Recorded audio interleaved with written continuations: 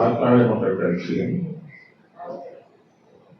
பல்வேறு கட்சி விரோத நடவடிக்கைகளில் ஈடுபட்ட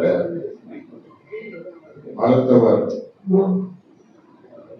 அன்புமணி அவர்கள் மீது ஒழுங்கு நடவடிக்கை குழு அனுப்பி அவர் மீது சுமத்தப்பட்டுள்ள அனைத்து குற்றச்சாட்டுகளும் உண்மையானவே மற்றும் சரியானவே என்று முடிவு செய்யப்படுகிறது. உண்மையானவே மற்றும் சரியானவே என்று முடிவு செய்யப்படுகிறது. அதனால் கட்சியின் நற்பெயருக்கும் கட்சியின் வளர்ச்சிக்கும் மேற்படி மருத்துவர் அன்புமணி அவருடைய செயல்கள் கட்சி ஆரம்பித்தது முதல் இதனால் வரை எவரும் செய்யாத ஒரு மிக மோசமான மற்றும் தலைமைக்கு கட்டுப்படாத தான் தோன்றித்தனமான செயல் மட்டுமின்றி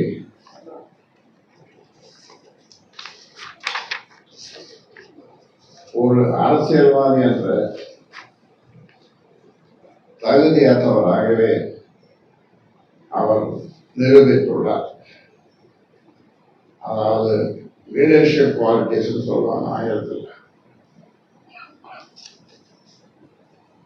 ஆதையினால் பாட்டாளி மக்கள் கட்சியின் அனைத்து தரப்பு நிர்வாகிகள், தலைவர்கள், உறுப்பினர்கள் மனம் முழும்படியாக கலந்துள்ள இந்த செயல் கட்சியை அழிக்க முயற்சிக்கும் ஒரு முயற்சி என்பது தெரிய வருவதால் கட்சி விரோத போக்கு மற்றும் நடவடிக்கை என்று